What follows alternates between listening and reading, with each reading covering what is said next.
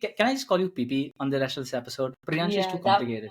that was going to be one of the things I was wondering. How is this going to go? Is it going to be PP? Is it going to be Priyanshi? But No, I think I most of the mean, world calls me PP. So really? Still? yeah, since school actually. Even people I work with right now. They call you And PP. yeah, it's just somehow stuck, and it's really not the nicest nickname to have. Well, PP it is going to be. Cool. So yeah, thanks for making time for people tuning in. This is probably not the average guest you would see on the podcast. This is season 3 of Reuben's podcast, and this season is going to be a bit different from everything I've done before. You'll probably hear a lot of people who I went to college or went to Stephens with, but in this season you'll see or hear, I will see and hear if you're watching this on YouTube, a lot of people who I cross paths with in my life beyond college. And one of them is PP. Me and PP met in 2015, 14, 2014, yeah, 14. 2014 at Bain. Both of us, it was our first jobs out of college. Yeah. And then, yeah, we crossed paths continuously. I think to the 5-6 years we were in Gurgaon. And then when's the last time I met you? 5 Oh years, five, wow, 6 years ago? at a wedding, yeah. So about five Whose years wedding? ago. Was it Ducky's Shivani's? wedding, I think. Oh, Ducky's No. wedding, yes. Yeah, So that was pre-pandemic. So it has been a while right. since we were in the same room. So yeah, in today's episode, we're going to talk about what PP's been up to over the last 10 years. Lots of exciting stuff. Well, I know you're in Bangalore, and how long have you been Yes. sort of in Bangalore, and how has Bangalore treated you so far? Right, I am in Bangalore. I've been in Bangalore for about 5 years now. I came here like exactly in March or Feb of 2019. So it's been 5 years. Hmm. Um, I've always been someone who's loved Delhi. And Hmm. when people talk shit about Delhi, that oh, it's so this, it's so that, I'm the one person who's been like, no, no, Delhi's my favorite place. I can go live in Gurgaon in a heartbeat. Maybe it's the life we have. Yeah. But Bangalore's like really fighting Delhi for that top spot. Really?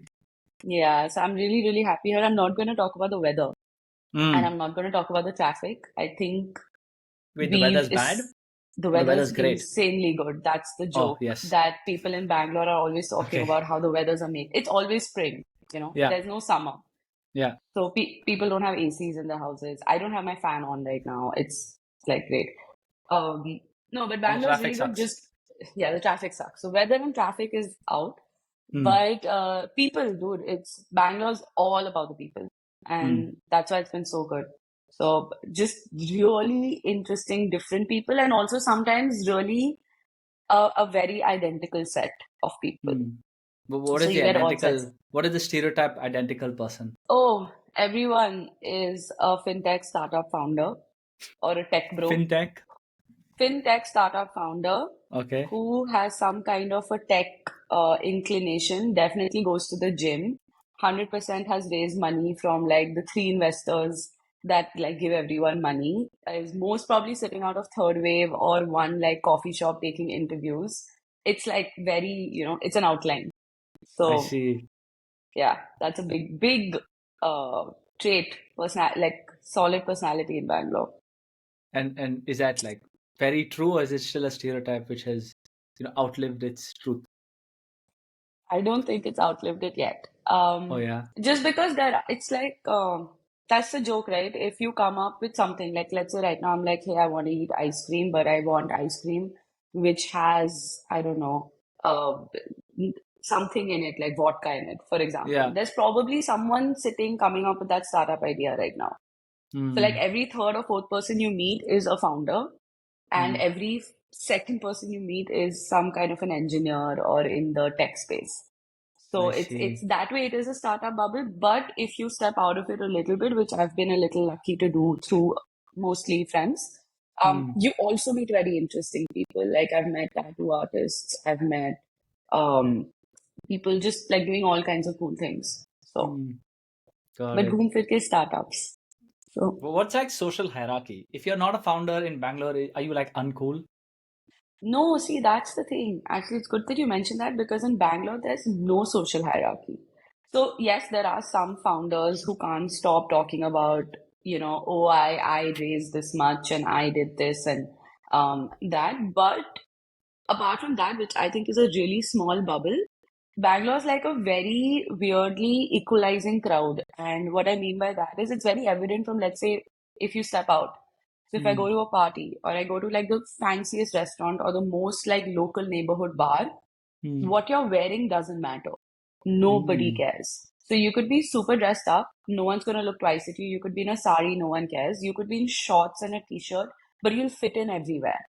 mm, And people are usually very respectful. But the other thing, because of this kind of an ecosystem, is it's always networking, networking, networking. So mm. at any point, people are like dropping names or, oh yeah, you know this person, yeah, I know this person. And it's not necessarily because they're trying to one up you, but it's more like establishing a familiar ground. And actually, everyone does know everyone. There's no lie. Yeah. But a lot of conversations end up being similar. So I think what I've been doing, at least in the last year now, because I've been here for 5 years, in the last year, I've put in a lot of effort to meet people outside this bubble. And it's Mm. been fun. And how do you do that? Um, I actually have this one friend who's, Mm, I keep telling him he's my only friend that I don't discuss work with. Because again, mm. you also know me enough, even if it was 10 years ago, work is a really big part of my identity, right? I do Yeah. talk about it a lot and what I'm doing and how I'm feeling. So this is my one friend that I don't discuss work with. And I hung Mm, out with some of his friends. And I've met them like 25, 30 times. They've come for my birthday last year. We fully hung out. mm. And the other day, I was just like, wait, what do you all do? I don't even know what you do for work.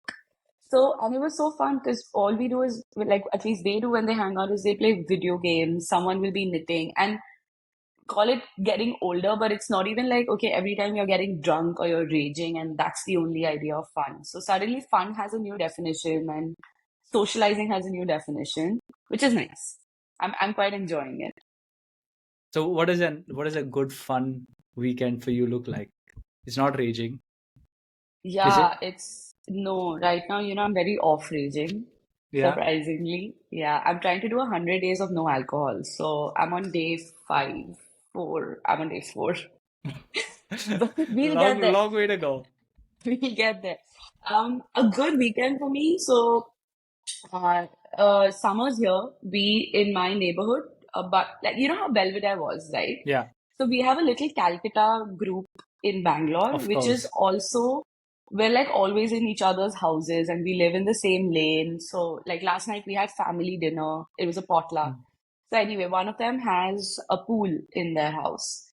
So summers, usually every weekend between Saturday or Sunday, one afternoon is like 2, 3 hours in the pool. You'd probably come home and chill after that. In the evening, if it's a Saturday evening, you might catch a movie at home. We don't mm, really end up going out for movies. Or maybe you'll go for like karaoke. Or there's this one bar which I'm obsessed with, Watson's. It plays fully my kind of music, not Hindi, but like really pop commercial 2010s kind of stuff. So I'll end up there. And then Sunday, Cubbon Park is a lot of fun. Cubbon Park is a really big, very pretty part of Bangalore, which has like a doggy park on Sundays. And then you'll 100% eat idli dosa on Sunday somewhere. So we have a few favorites around here. So 100% there's going to be idli dosa, like breakfast, brunch, whatever. Yeah, and then Sunday evening, if you have the energy, you'll probably like socialize again. But again, it'll be something like tomorrow, for example, I'm meeting someone to work on a website, but not for work, like for fun, Oh, like a blog, just. Or I dance see. classes, by the way. That's the other one that I'm really trying to get back to. I used to do salsa classes and I'm trying to do more of that on weekends. So see, different, Yeah, not the same. I mean, I was just like checking if I'm the only one who's aging faster than I think I should be. They're like, hey, what's your weekend plan? I'm gonna like do a podcast. I'll edit it, and Yeah, then I'll go to sleep by like 9:30, 10 maybe. And they're like, oh, I why know don't you what you come home? mean. I'm like, can I come by 6 and leave by 10 so that I'm in bed by like 11? And I'm like, man, Yeah, Reuben, so like I'm not even like 40 yet, like really. But I guess it happens when you're like 28, it's right. 29, And 30, I here's the think. really good part about Bangalore. Everything shuts at 12. Oh, amazing. So you can't stay out. It's not an option. You have Yeah, to go home and you have to be asleep by 1. Worst case scenario. yeah. Okay, so Bangalore is where you've been. Hmm. 5 years now. Though Yeah, we met yeah, in Gurgaon many yes. years ago during our time at Bain. You were there for a year, 2 years, 2 years actually. Yeah, 2 years. exactly two. And I remember I had left before you had left, or you were still Yeah. around. No, you left about 3, 4 months before me. Remember, Ah, I was yes. telling you you did startups before startups were cool. Oh yeah, So maybe yeah. Because I remember I had right after my farewell that night I had a gig at some place in GK. yeah, yeah, yeah. Uh, That place we used to go to. I yeah, know, I Zootish, know. Zootish. It was Zootish. Oh my yes, it God, was Zootish. Zootish. It was on the rooftop. That was my first like whatever gig outside my bedroom, which I think I did too Yeah, many, which was pretty epic. So yeah, I remember you and like Suhina showing up, and a lot of other people showed up, so it was pretty cool. yeah, But from your time at Bain, what's your favorite memory from your time at Bain? You spent 2 years there at the BCC. yeah. Damn. It's the other day I actually met my Bain gang, which I think if people who are Mm, listening to this know about it, the Hateful Eight. the So Hateful Eight. yeah, a bunch of us met at Shelley's wedding, Mm, and we were just sitting and recounting things that happened, okay? yeah, From something that happened at A to T to something that happened during orientation to like some case one person was on a party at Belvedere the time we left Ahmed. Like there are a lot of things that we were discussing, and then I remember Ronak was sitting on the side and he just went like, "Are you trying to tell me all of this happened in 2 years?" Which is like, yeah, yeah. somehow we did a lot. Uh, I have a lot of favorite memories from Bain, but I think this Hateful Eight group being Mm, formed, and I remember Bain used to have rules like more than 25% of the class can't be on leave at the same time, and there were a bunch of rules like that, right? And the eight of us decided that we're going to go to Goa, and dude, we made it happen. And I have a very clear, distinct memory. And we're like badasses, so we've decided to take this like 6 p.m. flight or 7 p.m. flight, which meant at 4 p.m. all our what did we have that time? Like the Skype thingy, whatever we used to use to chat.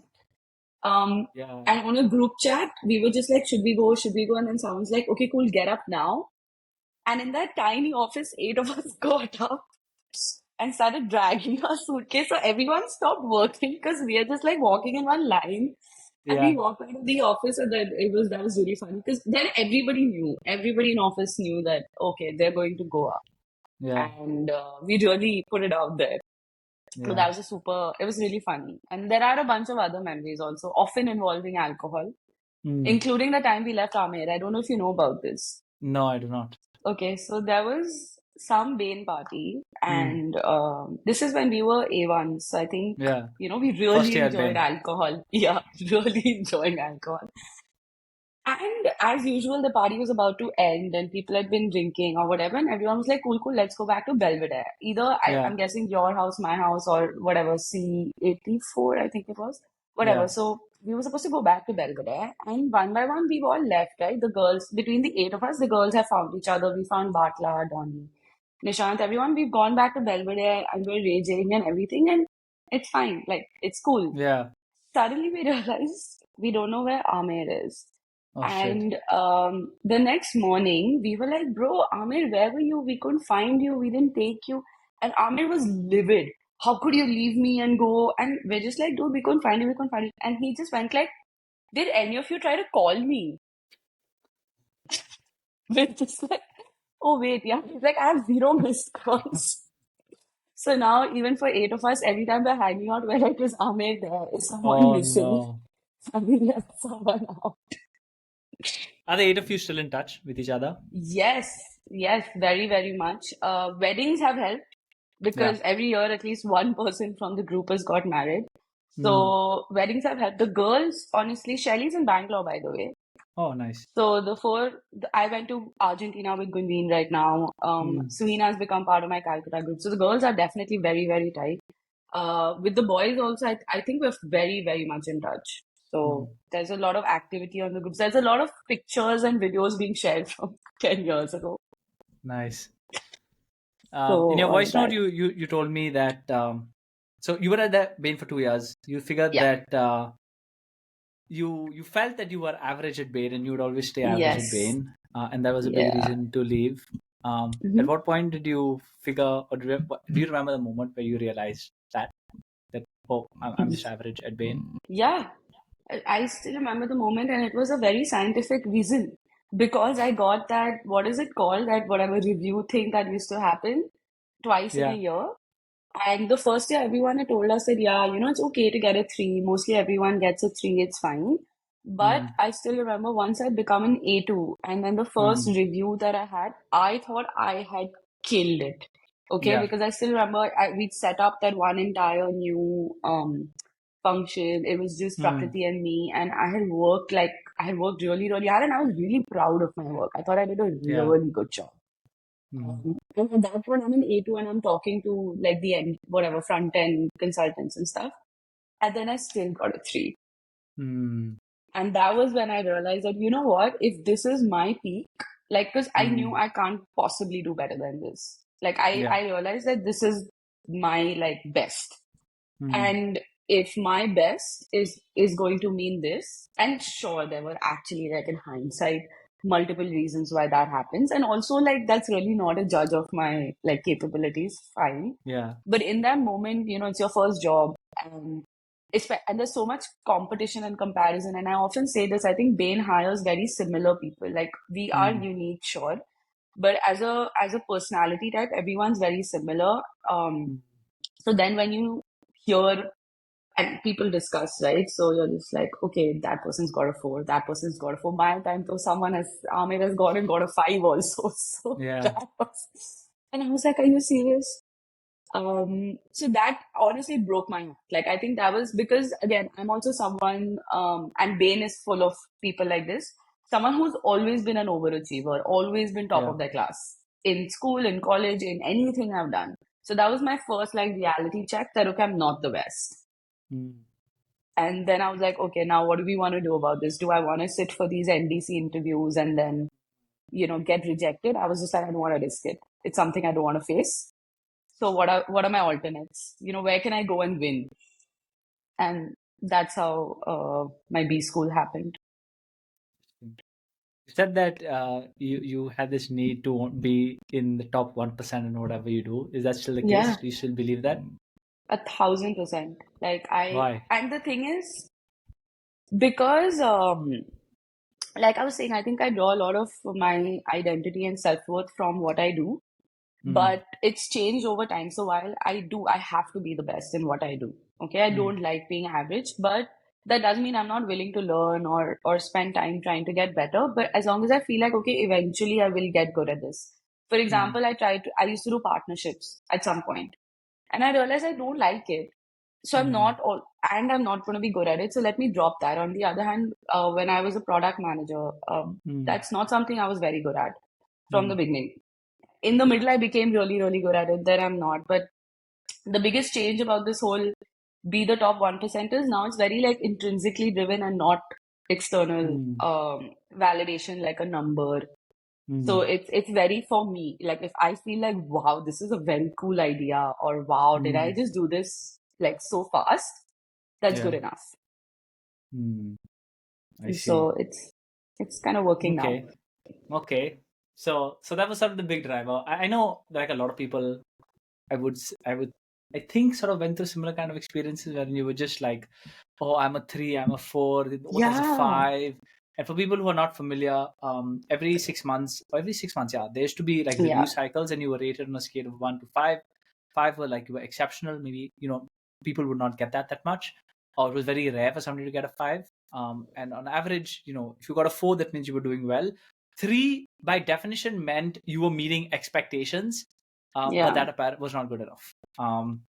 Yeah. And yeah, I think Bain did a, like do a pretty good job at hiring like the same kind of genre of people. Um, and some of them are still at Bain. Do you know people from Yeah. your batch who are still at Bain? Of course, half of Hateful Eight is still at Heartful Bain. Eightful Eight is still at Bain. I mean, so Suhina's still there, Guneen is still there, Batla's still there, and Donnie's still there. So four. are Wow, still at Bain. that's quite And crazy, right? The first I job, know, and they're still at their first job. I I know, mean, I and don't it's know how. Yeah, Chuck is still at Bain. exactly. Chuck is still there. The entire that building in Chicago, dude. Like we know Yeah, all of them. They're still at Bain. 10 years later. So Belvedere in Chicago. Yeah, but I mean, like they're almost at the top of the ladder, right? Which Yeah. everybody sort of aspired. So same, I fair mean, enough. I envy the familiarity that they get to operate in because a lot of Mm. things in their life are very predictable and very linear.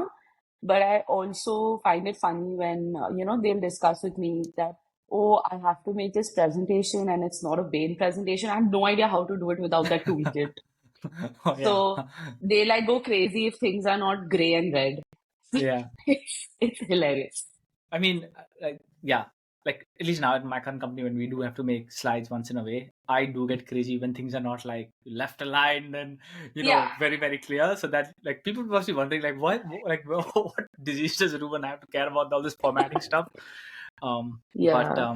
yeah, No, Wayne did a okay, great job in making us very yeah, particular right, about that. It's like yeah, ingrained. yeah. I do sometimes wonder though, like I think like the ability to be very structured, the ability to write good emails, the ability to, like break down a problem. I feel like Bain Hmm. taught us a little bit. Sometimes I do wonder what other 100%. skills that we could have learned if we stayed on at Bain. Um, I don't know, and Who's to I don't. know? Yeah, um, and I think people who are at Bain probably don't realize it only once they have left Bain and they're like, oh wow, I can do this Yeah, thing really well because I maybe learned it at Bain. So yeah, that's always like a question mark on. I'm sure they like if you became like manager and things like that, you would have learned some other stuff, but who should know yeah, what that would be. yeah, Anyway, so that was Bain. You were there for 2 years. You left, and then you went on to study MICA. You went there yeah. because you were fascinated about advertising, and Yes. you said in your note that you just like getting attention, so you wanted to work in advertising. Yeah. um, you started working in did you ever work in an ad agency No, post MICA? so okay. So here's the thing. Like it was a very interesting journey. I didn't work in an ad agency. I did intern during college at DDB Okay. Mudra, but I never worked at an ad agency. So what happened is I like when I was younger, I was Mm, always fascinated with ads. yeah. But mostly everyone is, right? Like there's like a fun jingle and there's a Yeah. celebrity, so you kind of get fascinated. But one of my cousins was at Nika and like, on her way to becoming a pretty big name in the marketing world. And through Mm, that, I was like, okay, I want to do ads. I want to do ads. And Bain, honestly, was a little bit of a deviation from that route because English at LSR was also so that I could go into marketing. Like a lot of I decisions see. were on the road to marketing and advertising. Um, Now, once I landed up with Baikal, the first reality check I got was how people at ad agencies get paid the amount of money. And I was like, hell no, that's not happening. And just to And compare, like, how was this comparing against, say, what you were last paid at Bain? Was it like a 50% reduction or like yeah, 90% yeah, reduction? I won't say 50, but like maybe a good 30-40% reduction. Mm, So get it, like I left Bain at a certain level, and yeah. post MBA, I would be at a lower level 2 years later. Ah, got it. So A, the money aspect, and B, the culture. So Mm, while I'd heard about it, and I'm someone who always takes things like culture, like I discount it, yeah. I'm just like, it's not science. Okay, I'm a very like logical, it has to be facts Mm, and science. And I'm like, culture is bad, ऐसे ही बोलते हैं, for someone it's good, for someone it's bad. But mm. once I actually started talking to people and hearing about the way things were run, I was just like, okay, this is not happening. Tell Interestingly, me a story. Tell me one of the stories you heard which freaked you out. no, it was actually just the way people were spoken to, you know. Mm, And what was bothering me was that it was an accepted norm. No one was saying this is wrong. It was like a joke. Oh, ha ha ha. Of course, your senior came and told you you're good for nothing and you're never going to get anywhere. Of course, they use your idea, but like didn't give you credit for it. Haha, this though happens in ad agencies, yeah, it's completely normal.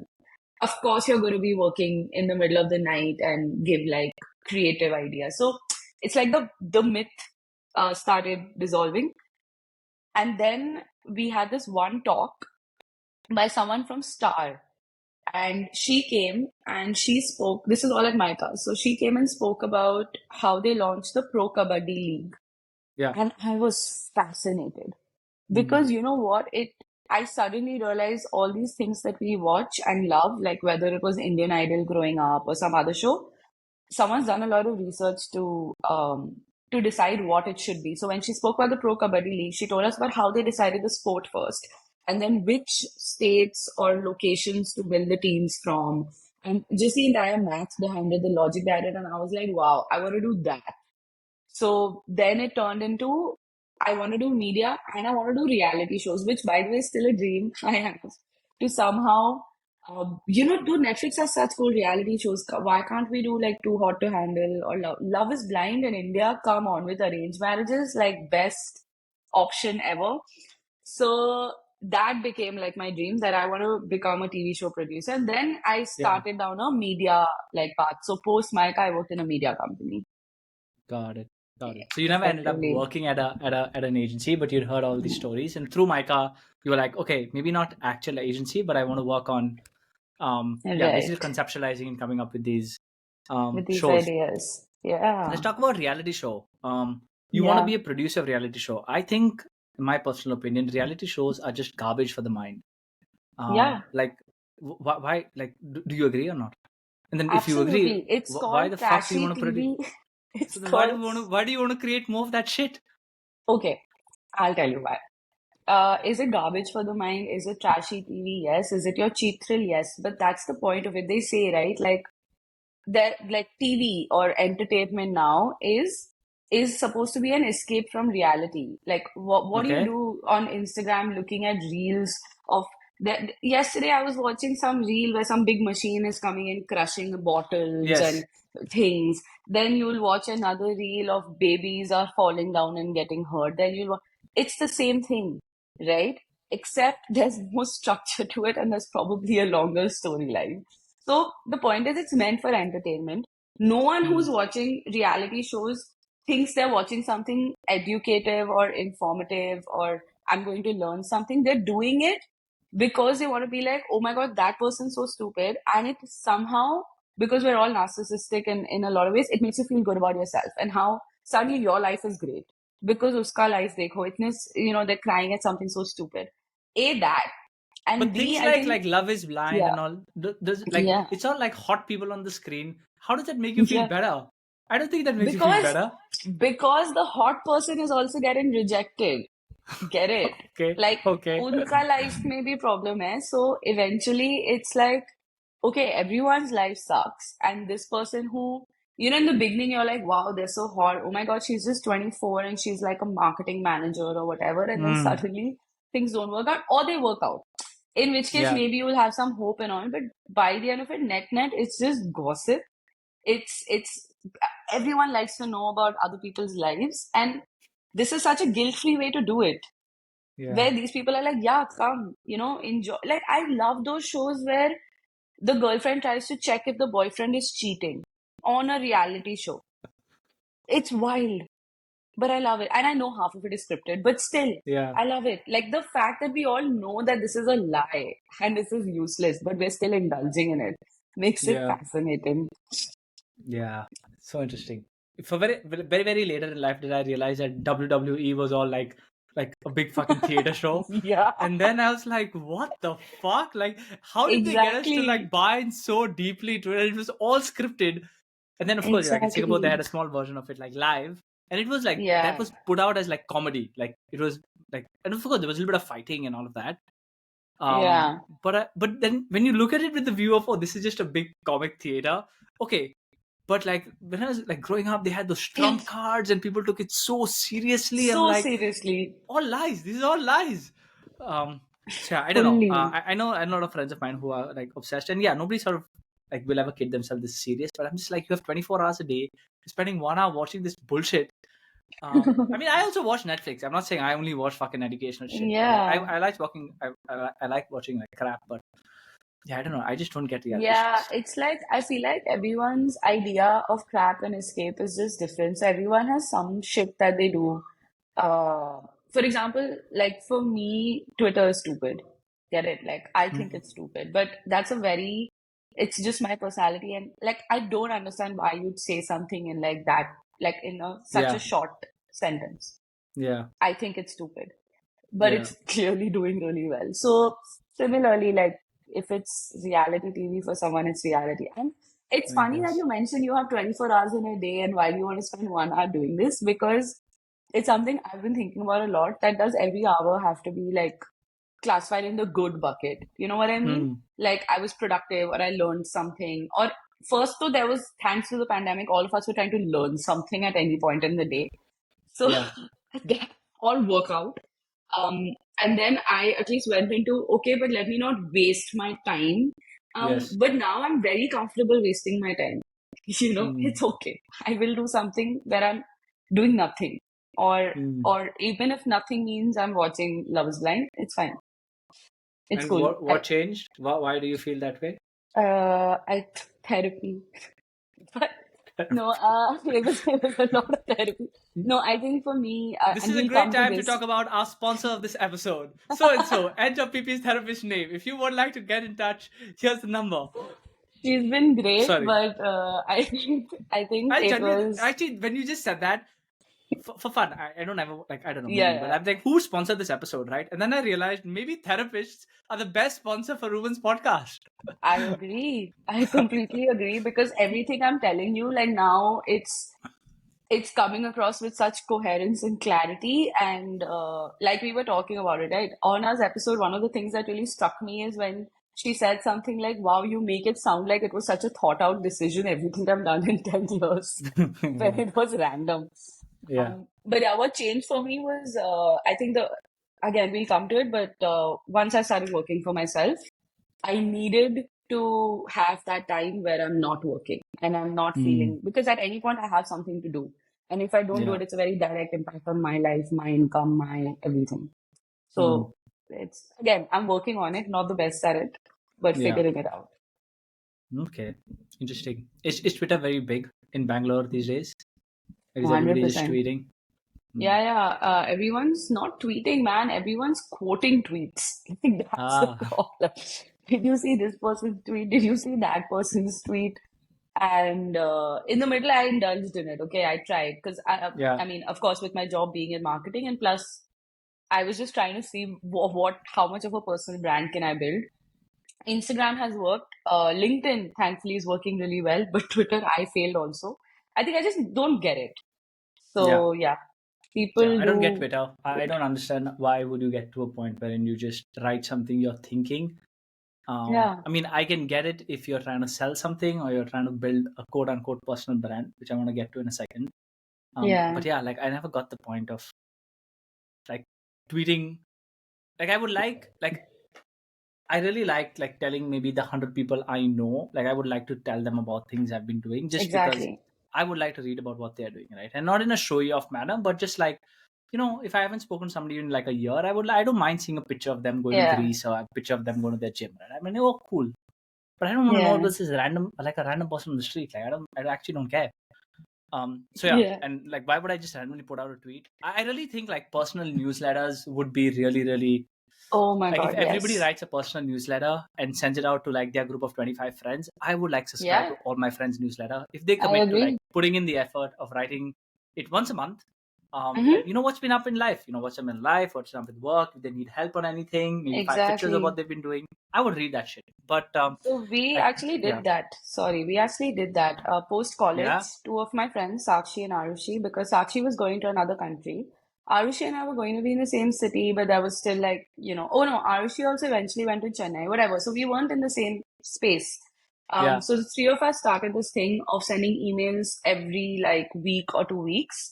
yeah, And I still have the entire bookmark on my Gmail, and it's so nice to go back to it. But it was exactly yeah. this. Oh, I've made a new friend. Oh, I met this boy. Oh, college sucks. This is a very interesting paper I wrote. This happened today at work. Yeah, but like we should make this happen. Like I Yeah, agree. it's I'd it's it's subscribe to it for sure. it's wonderful, right? Anyways, but Yes. yeah, hopefully anyway, I'm not going to sort of plug in, but I do have a newsletter which I'm trying to make it into that. So if you would like to subscribe, you can subscribe. I will. um Everyone. Sorry. So Like, we were share, and talking about subscribe. Twitter. Yeah, like share, Yeah. subscribe. We're talking about Twitter. Oh, personal brand. You hit Yeah. another chord, another vein. What's this deal about personal brand? Like conceptually, I understand why it is important, and I Yeah. remember me and Lewis talking about this, which Yeah. also is a self-realization thing. We see things on Twitter or LinkedIn, we cringe, and the reason we cringe because deep down we are jealous that we are not doing it, or we feel bad Exactly. that you're not doing it. So explain to me Exactly. why like how are you thinking about this personal brand thing? What does good look like, and how do you stop yourself from feeling like, oh my god, what a fucking self-obsessed narcissist I am, and I'm just talking about all the good shit, and no, like who the Yeah. fuck should care about my good shit? Exactly. Exactly. Okay. I'm gonna go back to something you mentioned earlier that I'd actually told you, which is I love attention. Okay. Now, Ah, while growing that's the up, cause. exactly. Now, while growing up, or even till like my early 20s or mid 20s, um, it's something about myself that was, in a way, like seemingly judged by other people or even judged by myself. Dude, why do you want so much attention? Why are you so desperate? You just this, you just that. Yeah. Funnily enough, it's something that now I accept about myself and I love about myself. And I think that's what's making me good at my job.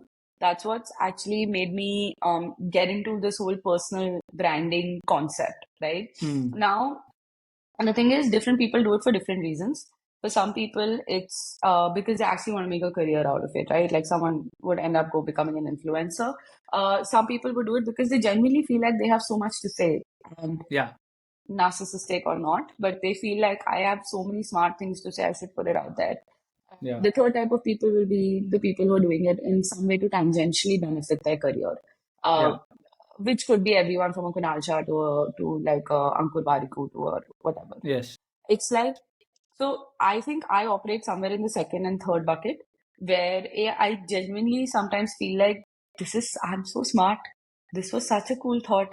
Okay, so it's like I want to tell people. And it's embarrassing or awkward to like text it to your friends, right? Hey, do you think this is cool? Putting it out there into the universe and letting the universe react to it.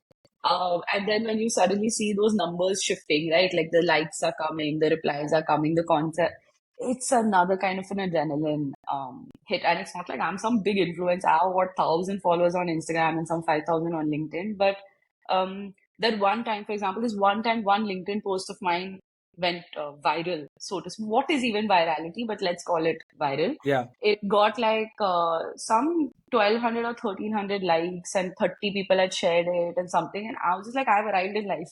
I am now Hmm. the smartest person. But the third reason, which is to tangentially benefit your career, at least in my case right now, because I'm working for myself, I don't know what I'm doing and I'm just trying to figure it out. I've decided that I need to be relevant and I need people to remember me. I can't like disappear from their memory. So that A, if I reach out and say, hey, I need help, or do you know someone who can help me with XYZ, they like respond. And B, because sometimes they reach out to me and say, hey, I need help in this. But and I'm loving it because, sure, LinkedIn, I'm putting in more professional effort. So I try to Yeah. be a certain way there. Instagram, I was just having fun with. But it's so cool in the last 6, 8 months. And again, I know it's going to sound very obnoxious and narcissistic. I've actually have had very random people, like my friend's wife, or like some junior from college, random people telling me, hey, I'm loving your Instagram stories, man. Keep it coming. Hey, you're in Argentina. What else is happening? Oh, dude, like we're invested. Did you sell your sofa or not? Like when I was trying to sell my sofa, everyone was like with me. So it's fun. And Yeah.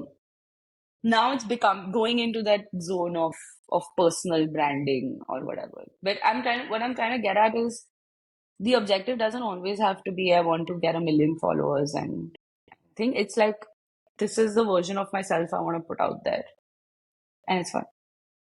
So Do you like plan like, oh, I'm going to write 5 posts a day, I'm going to do 3 reels a day or 3 reels a week? Like, do you plan that shit no, out? no, I don't. It took me a long time to not plan because I am a planner max. But Hmm. I've decided to let that aspect be a little bit more like flowy and as and when it comes. But I do like, if something like last night I had people over for dinner and I randomly came up with like two ideas of things I want to write about. So I like ran to my room. On my mirror, there are a bunch of sticky notes of the topics. So I quickly like Hmm. wrote it down so I don't forget. So I do that, but I Hmm. don't schedule it or plan it. Oh, Saturday ko post karna, because again, I'm not the first bucket. If you're the first bucket where you're like, I need to become an influencer, I need XYZ, like this is the Hmm. primary, then you maybe think like that. Right now, I'm not that person. Um, Interesting. but it I works. mean, we can Yeah. talk at length at this on like what does it Yeah. mean to be an influencer, and like why would you want to be like if the influencer means you have a lot of people and you get paid for just saying something. I'm just like, But don't you yeah, think but it's like about, why would you want to take that burden on your shoulders, right? Like, okay, you're calling it a burden. I look at it as power. I mean, the fact that you have a million people who you can reach like that. Sure, okay, a million may not look at your stories. Even if 100,000 do, and you can say something to them, that's so powerful. You have so much power. So, I mean, and there are all sorts of ways around it. You know, I've been following this girl recently. She's calling herself a faceless influencer. So she does yeah, affiliate marketing, but she's like just never putting her face on it. Great. Matlab, dude, the other day there was someone, there's a handle on Instagram of a guy who cooks while he has two beagles sitting next to him. Cooking with beagles. That's content. So everything can be content, and I think that's wild and it's so interesting, and there's so much you can do with it.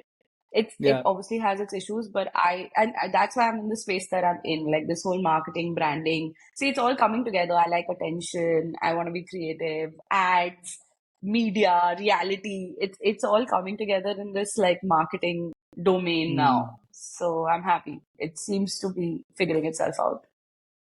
Yeah.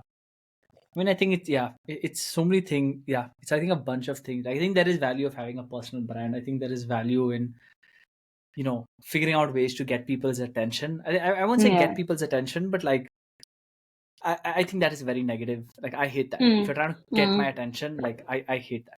Like don't try to get my mm. attention. Like Yeah. like make me want to pay Yeah. attention to you versus trying to Yeah. snatch my attention. Like those fucking LinkedIn posts which they'll stop halfway and then you got to press see more. Click to read. Yeah. Now I'm just like unfollow this person. If you're trying to trap me into your fucking like don't try to trap me. Like if you do Yeah. genuine stuff, I will like there are some podcasts wherein I will literally go and like hit that bell Yeah. notification because I want to know when you're going to say something next because I really like you've earned my trust. But if you're trying to trap me in shit, maybe just said that's to be one whatever. Yeah. It's a touchy thing for me. But anyway, let's park that topic. We can go on Yes. and on. Yeah. Let's talk about the next exciting clickbaity. Oh, you worked with Cred at Kunal Shah's Oh my company. God. Woohoo! Ruben's Yeah. podcast is going to get some views because of this. What do you hate about Kunal Shah? And fuck Oh that. No, I'm not God. asking that. Yeah. Okay, I do want to talk about Cred. The main reason Yeah. being is I used to work at Zilingo in the Mhm. news for all the right reasons for some time, and then in the news for all the wrong reasons in the other time. Yeah. So Yeah. I don't want to talk about good stuff at Cred. I think you can read the news for it. Because you've been sort of in the inside and worked there, I want to know what Yeah. challenges or what it is, what it really looks like inside the rocket ship. So, how did you get to Cred? You were working at Bark right after, Micah. Correct. You were, whatever, you didn't really love it. Bombay was not the best place. You're one of the few people who said Yeah. you hated Bombay at Yeah. that I time. hated Bombay. Uh, Yeah. Still do. so, still do? Yeah. I'm not the Okay. biggest Bombay fan, but that Okay. can be a podcast in itself, I That think. can be a podcast in itself. But talk to me about what was happening those days. You were at Bark. Suddenly you get a call, Yeah. and you hear that this guy called Kunal Shah is going to start this company, and do you want to join? Talk to me about that Yeah, story. yeah. So it was, I don't know if you remember Ronica, but Ronica was someone that I knew through Aman from SRCC, and it just Mm-hmm. happened that Ronica ended up at Micah at the same time that I Mm-hmm. did. So we used to hang a bunch and chat a bunch and all of that. And she went, and she was like one of the top performing, like brightest people in the batch, but also like the most approachable, sweet, all of that. It was a very Yeah. nice combination. So now I was at Bark and I realized like this is not flying. I'm really like miserable. And I was like softly like looking at other companies, but still in the media space. Out of the blue, Ronica called me and she's like, "Hey, look, I know you want to do media, but Mm. here's a job and here's a company, and I feel like you're going to be great at it. So, do you want to just consider it? Do you think I can convince you to consider it?" And this is in like December of 2018. And I said no because at that point, startups, like what are startups, dude? Who works at a startup? It sounds so risky. And This is B, 2018. What 2018, year yeah, is and this? I'm still 2018 December, and I'm still not someone who's very like I want to take a risk and all of that. Yeah. I want a linear and Bain made life so structured and familiar. I was like, this is what I want. And the second thing was I didn't know who Kunal Shah was. So I was like, okay. She's like, oh, it's Kunal Shah's next. Kunal Shah's next. He's continuously saying Kunal Shah's next. I'm like, who is this man? So I'm like Googling, trying to figure out why is this name. And at that point, he wasn't obviously like as big as he is today. Yeah. Um, so yeah, now what happened effectively is when she spoke to me, I was like, you know what, fine, let's just talk. And to be very honest with you, I wanted to get out of Bombay. And this was a great way to do that. I said, fine, whatever, I'll just chat. And this at this point, Cred had like maybe 30 people, 40 people, so it was still really, really small. And I ended up doing a couple of like interview calls with two, three people. And all those calls, like they were their own story. Like one guy I spoke to, so my building in Bombay, Bhakti Park, had no network ever. So I was like running around in the gym talking to him. And then another guy, I gave the interview from the parking lot of the back office. So I was doing shit like that. And finally, I met Kunal. Okay, so for the last time, actually, no, I feel like I flew to Bangalore, met them in person and stuff. Then I met Kunal, and I think my life changed when I met him. Like, what a man, dude, what a guy. So the entire conversation with him just blew my mind. I didn't know people could think so, like, it was so refreshing to have a Oh, what conversation did he like what did that. he say to you? My interview with Kunal was about how could I break up with someone and then start dating them again 6 months later? And what does that say about my personality? That was my interview with him. What was Like your we had a answer? full deconstruction of my personality about why have you gone back to this guy. And I don't even remember how it came up. It came up in some very random point, and then before I knew it, we were like deep in conversation about this. Mm. And yeah, so that's what we discussed. And I was just like, wow, dude, like he's having this chat with me, and this is so much fun. And and here's again, I know you said you don't want to discuss good things about Cred or stuff, but I have to say, um, one of the questions I asked him when he was interviewing me was, how do you know that a startup's not a startup anymore? Like why are they still calling Amazon a startup? For me, it was a very I didn't ask this trying to sound smart. I was just like, I don't know. At what point am I not working in a startup? Cut to 4 years later when I'm leaving Cred and I've gone into his room to say my goodbyes and, have a little chat. And while I was walking and I was like, oh, Kunal, I don't know if you remember, I'd asked you a question. He's like, yeah, you asked me why startups, when startups stop being startups, and this is my answer. And I was like, okay, so where do you think Cred is? And he gave me an answer. And I was just like, wow. So, I mean, all said and done, the company, sure, we can talk about, but like as a man, like I'm a big fan.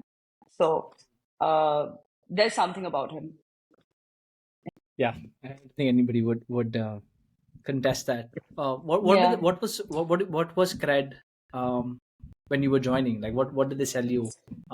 What was the big plan? And then I also want to. The reason I'm asking that is I'm very curious. I know, Yeah. um, and sort of through whatever Ankiti, I Yeah. had Yeah. whatever we knew them a little bit. Um, Yeah. so I know what the sort of in theory what the thing is, but I want to know from you on what is on day one, where is it today, and where do you think Yeah. it's So going to go? here's the funny thing, right? I've realized this about myself. When I'm trying to work at a company or for a company, even right now, I don't really judge the company's business model. Get it? Like, unless it's Hmm. something I completely don't believe it. Like, if I think that this is the most random thing, like, it has to be truly bizarre and random. then I'll say, okay, I don't want to go here. Yeah. But if I'm convinced that, okay, this leader knows what they're doing, the people around me seem nice and smart, like they're top quality talent, I will work for them. So with Okay. Cred also, I think for the longest time, I didn't even know, okay, this is the like the long-term business model, or this is how we'll make money. This is, and there used to be a lot of these all hands where they would discuss, like, this is how our financials will grow, and I couldn't keep up with any of it. I was just like, I don't care, like, I'm enjoying life. I come to office in shorts and I get good food and I go for offsites to Goa. I have a MacBook, like, life is awesome. But um, for me, the main thing, I don't think I realized it before joining. Uh, like, before joining, it was honestly the vibe, everyone's vibe. I thought everybody thought differently. Everyone I Yeah. spoke to, so that was really, really cool. Like, no one asked me, tell me about yourself. You know, my interview question, I still remember one, Trupti, again, love her. She asked me in my interview that if you had a big machine that could pick something up from Earth and throw it out into space, what would you throw? It can be a thought, a person, or whatever you want. What will you throw? So this is what I mean, right? Like I was like, wow, my mind is expanding. So that's what drew me to Cred. Sorry, what did you answer And to that? my answer. So first I said Mm. I'll throw out sexism, like anyone Mm. who's like creating inequality. Then she said, okay, if you had to throw out something tangible. At that point, Trump had just become president, so I said I'd throw Oh, Trump out if okay, I okay, could. okay. Okay. So it was super smart people expanding it. Yeah, and Yeah. ownership. Sorry, that was the last thing I was gonna say. Like once I got into it, the fact that it was like a do it now. You have a cool Got it. idea. No one's judging, oh, this is a good idea, a bad idea, here's why it won't work, or whatever. You were, even as a so-called junior person, there was a lot of equality in the way you were spoken to, the way your ideas were Yeah. discussed, and they, like, yeah, do it. You want like 1 crore for this event, take it. Mm. You know. So it was great. Yeah. A lot of Maybe freedom. on that one, because I saw a little bit of this in my previous company. Do you think that's a good thing? Like just having tons of money and like no, like just do whatever you want. Like money's not a bar. Yeah, yeah. Now Uh, through the credit experience, like I what do you think think about that? I think it's in phases. So, for example, the way Cred did it, I'm actually okay with it. The fact that they chose to spend that much money on advertising or marketing or whatever, uh, I think it's a good thing because Hmm. all said and done, whatever you're building, you have to be able to sell it. And by Yeah. the end of it, I think everyone has to build a brand.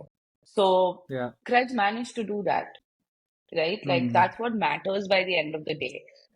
And again, because I'm me, business model, will you make money, not make money, all of that for me is secondary because again, I'm going back to the same thing. If you've managed to build a brand like that, you again have a lot of power, right? Hmm. So I think it's good. Like I don't complain about it. But yeah, sure. Interesting. Eventually you want to become a little bit smarter about where you're spending your money. Yeah. Got it. Then it's fine. So people who don't know cred, and it's probably Yeah. like you should just go Google it and read it. But cred essentially is this.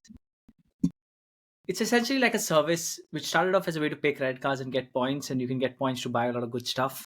Now it's expanded to do many more things. I think the eventual Yeah. vision is to serve India's top 1%. Kunal has said this many times that the only money you will make in India is among the top 1%. Yep. I think if you look at India's top 1%, average per capita GDP is maybe comparable to Singapore, and that's sort of where the money is. So maybe since you've worked there, paint me like Yeah. bear case. How does Cred fail at its vision of doing what it's trying to Uh, do? I think it's going to Or be why would it trying to not do. happen? Yeah.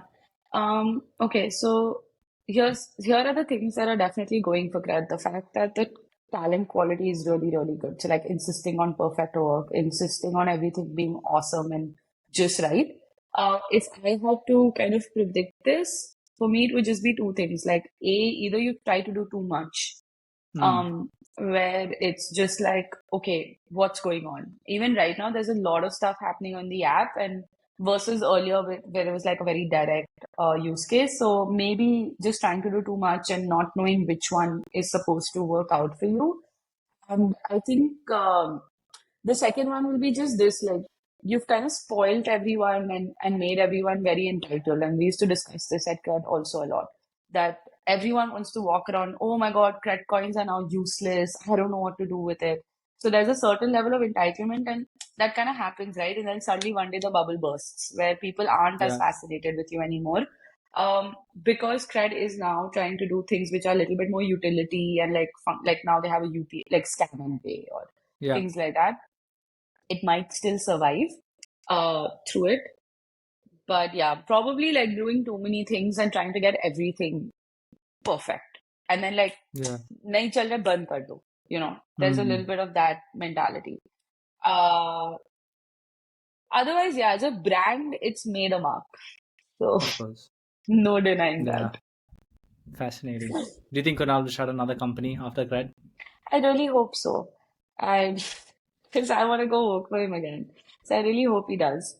Um, but I mean, there's a lot going on with Cred right now, so Yeah, we'll see. nice. Okay. I would strongly recommend people if you've not heard Kunal and stuff he talks about. The Cred has a pretty amazing podcast called Cred Yeah, Curious, if I'm not wrong. yeah, They do that's some right. pretty good stuff. Kunal has a bunch of podcasts. I would strongly recommend to check it And he out tweets a because lot. and he tweets a lot. He has some pretty intense tweet bombs. But after reading not only Kunal but a bunch of other 20, I'll read like 50 tweet bombs, and then at the end of the day, I feel shit about myself, and I'm like, I mean, this is almost like the big butts on Instagram. It's the Twitter version of it, wherein you feel like you're getting Yeah, a bit smarter, but I don't know. But yeah, he I think exactly. he has a very interesting, a bit too honest take on humans and how we are just basically monkeys, and you can just like Yeah, program humans to the T. Um, yeah. but a lot of it is true. I agree. Can I give you one example though on that Yeah, note because you brought it up. So we have this concept called an RCA. I don't know if it's like a global concept, but like if something goes wrong, you do a root cause yeah, analysis and you make a document, right? And a lot of things were going wrong at Cred, like one yeah, after the other. And people just won't put out like proper RCAs, and you yeah, wouldn't really figure out what happened, so it would happen again. yeah. Kunal started this thing where the best RCA of the month got 25,000 rupees. And all of a Oh, sudden, everyone's writing RCAs. So hmm. that's what I think people like it's a great way to get people to do what needs to be done. Yeah, And he's cracked it like that kind of I think he's cracked that code. yeah, So yeah. He's pretty good. Even the stuff like he talks about like Delta 4 and people do not pay yeah, for convenience, and something about like status. It's like, yeah, yeah, it's so amazing to see. Like, I don't know if people, maybe it was just because now of the internet and these things are easily accessible. Like, maybe there were yeah. people like when we were like 12, 13, 15 who also thought similar, but they just couldn't reach, Reach us. millions. But it is pretty amazing to see that. Yeah, Okay, so when you were at Cred, you were a product manager, the yeah, quintessential, highly desired role of a product manager. There is another podcast PB talks about how being a PM is like being a politician, which I would recommend you guys should check out. It's pretty interesting. yeah, I will not go into that again, but yeah, in your note to me, you said that at some point you reached, you did the Cred store, which was like the peak of your PM career.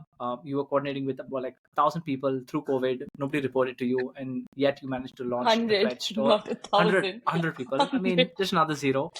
Yeah, You managed to get that done. The Cred store yeah, for people, and correct me if I'm wrong, was basically a place wherein when you collected these coins, you could essentially go and buy products. And yeah, I think for brands, this was like a new way to distribute to a very affluent class of people. So very interesting concept. I generally thought that was sort of the genius part of Cred. Everything else, I'm still trying to keep up. Um, but at some point after that, you asked yourself if you wanted to be a PM, if you wanted to be in yeah. startups, and if you wanted to be in fintech. I don't ask myself the PM question, but I often ask myself, do I want to be in startups and do I want to be in fintech? So I'm Yeah. curious to know what your answers to those questions were, and how that sort of led you to leave Cred and do what you're doing Mm-hmm. now. Yeah, I think the answer was I don't want to be a PM. I think I But figured that why? out. I think I really enjoyed it for the 2, 3 years that I was doing it. Mm. But as more and more and more people started doing it, the expectations and just the way it's kind of defined wasn't really working for me. I don't like to I don't know. I think the company and the company and the vibe and all of that itself made a big difference to me enjoying that PM role, which I know is true for any kind of a role, but most other roles are still somewhat well defined, right? Like if you're in the finance team or you're in the HR team or you're a category lead or you're a brand manager, there's still a little bit of an outline of what you do and what your life looks like. Being a product manager, this role didn't exist like 10, 15 years ago, right? So and suddenly it's everywhere. So actually, what happens in different companies is very different. Which is why the first thing I did when I left Cred was I was like, okay, I'm gonna go be a PM in a different company and see if I still enjoy it. And I didn't. Because all of a sudden a lot of the things which I had very easily at Cred, like great design, great engineers, money is not a problem. All of that was taken away. Some other stuff came as positives, but that didn't work. So uh, being a product manager is something I'm not enjoying anymore. I don't think I get to be as creative as I like to be, and as different. And a lot of outside Cred, most companies don't want that. They don't want a very tangential solution. They want a little bit more of a straightforward solution. Do I want to be in fintech? No, I don't think so. But what's happening is that because of what is available on my CV and my background, XYZ, people look at Cred and it's immediately like, oh, you know fintech. And I have to tell them that, hey, look at Cred. I was doing Cred Store, which is D2C, it's e-commerce. If you're going to come to me and start talking about like wealth management products, I don't know what's going to happen. But I started to kind of embrace it a little bit. So even right now with what I do, about 4 to 5 of my clients are fintech or finance related, which is fine. Now I'm just like, okay, let me like build on it. And one of them I'm having a lot of fun with also because I'm understanding how taxes work and how it affects your CTC and things. So fintech, I don't want to do it, but it's not leaving me. So now I'm embracing it. Do I want to be in startups? Hell yeah. Like, absolutely do not want to leave this space. I think I like the change, and it's probably like I'm sounding so like delusional about it right now because I've always been such an organized and structured person who doesn't like chaos, who doesn't like uncertainty. All of a sudden, in the last year or two, I've become okay with not knowing what's going to happen or okay with something being decided today and changing tomorrow. So it's all like a new, like refreshing approach to life almost. So I'm like, this is great. And I love startups for that. I love the fact that today could be X and tomorrow, not even Y. Tomorrow can be like 1, 2, 3. Like utna change ho gaya. So yeah, more freedom, more flexibility, more like bolder decisions. And that's what Cred taught me. Like if Bain taught me organization and structure, Cred taught me like take a bold decision, make it happen. So now I can do that in startups. So then why did you Yeah. decide to leave Cred? Just because you wanted to figure out what PM outside Cred looks like? Yeah, kind of. I mean, see, the thing with Cred is I genuinely feel I peaked with the Cred store. Okay, so Yeah. that was my 5 ratings at Yeah. Cred. I You mean, not finally in got it. actual numbers. Yeah, not in actual numbers, but that was like everybody in the company knew me. Anything to do with Craig Store, it was like PPP. My product Yeah. hasn't got delivered, someone's tagging me. The app is getting stuck, they're Mm. tagging me. They want to onboard a new brand, they have an idea for a sale. Everything was PP, and I loved that. I loved Did you being the did you get face a of it. big bonus at the end of it from Kunal? So I got a shit ton of ESOPs, so no complaints there. But Nice. but basically, I think what happened after that is it became such a big beast in itself that as a company, they had to do what was right for the company, which is bring more senior people on board, get more Yeah. people to kind of make those decisions. And unfortunately, the individual had to like reduce in importance or responsibility. And that then I was just like, you know what? I feel like I've got what I had to. Like now it's a good time to let this go and Yeah. try something else. So it was a very like Got it. happy, no complaints, no big fight has happened. Yeah. I'm good. I did my like best here. I've left a mark. They say even now sometimes they say, oh no, PP would have written this in some document, go check it. So Nice. Would you ever go that's why. back to working at Cred? Yeah, I could. Maybe I would, but because I understand so much about that company, it'll be interesting for me to see how much it's changed, what I should Yeah. expect, not expect. My best manager of my entire life was at Cred. Like, I just really appreciate and thank that guy who still mentors me on and off. Mm. So really, like, genuinely, a lot of really, really good things at Cred. But I feel like it was like a good ending. You know, it ended when it Nice. had to. Someone should start a podcast with the people who work at Cred. I think that would be an interesting podcast. Yeah, Seems to it be like a really lot of would. interesting people. It really Okay, would. so you left Cred. This is what, almost a year and a half ago now. Actually, yeah, year and a half. That's right. Nice. And you've Year been and a doing a half. bunch of different things. In your voice Yeah. note you said, I've been doing a bunch of odd jobs. That's what it is. Odd jobs. A little bit of everything. Um, Talk to me about Yeah. what the last 6 months have been. Now I think it seems to be a bit more like structured. You're doing like, helping people with pitch decks. You're helping people with strategy. But you started off doing things like choreography. You wanted people to dance, babysitting. You said, did you ever babysit Yeah. people? Really? So I'm most curious to know about, you left Cred, you wanted to try something new. What was going through your mind? Yeah. And at what point did you go from, well, let me just try anything and everything, to now, which seems to be, I think you made some progress Something. towards, like, I Yeah. have customers. I know, like, I don't really want to do fintech, but fintech is coming to me. It's very different from, I might just do babysitting. Yeah. Actually, post grad, I did have two more jobs, which were very quick in and out. Yeah. Answered the two, three other questions about do I want to do fintech, do I want to do product, do I want to do this, that. In my last job, I was actually selling credit cards and loans. Effectively, I was a Hmm. marketing person for that. It's like, what am I doing with my life? I don't Hmm. care about this. So I think I went into the zone of, okay, if I don't do this, then what? Yeah. Because clearly leaving this and joining another company is not the answer. Like they all of them can't be the problem. Now I'm changed three companies I've changed in a year. It's like a little bit me also. So Correct. Actually, if I can pause you there, yeah, do you think your standards are too high, yeah. or do you think your Okay, I'm gonna expectations are a bit unrealistic? And okay, I'll explain to you why I'm asking that question later. yeah, okay. Are my standards too high? No. Are my standards high? Yes. Get it? Okay. There's no two. Are my expectations unrealistic? No, because I found my reality where these expectations are working. So Hmm. it's okay. My expectations were unrealistic for a setup corporate zone kind of a model, which I realized. So now I'm out of it. I So see. it's fine. Got So it. I don't think it's Yeah. unrealistic, but to expect that in that office and to be like, no, as a founder, as HR or whatever, make my life awesome. No, it's not gonna happen. Mm. It's fine. Yeah. I feel a lot of people right now where, they've reached some level. I think the big question you sometimes, or at least I sometimes struggle with, is this an unrealistic expectation, or Yeah. is my situation just bad, right? And trying to find the right balance is sometimes, at least I find it quite hard, because sometimes when you really think about, it's like, what, the problem is not the external. The problem is that you just have wrong expectations. Like, you have to revise your expectations of what you are doing, or like what, a certain job is, what a certain city is, what a certain person is.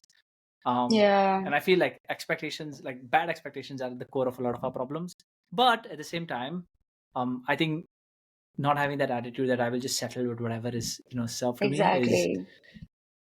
Exactly. yeah. But here's my take on that, right? I feel like if you have those expectations, so have those expectations for yourself, like the desires for yourself, but Yeah.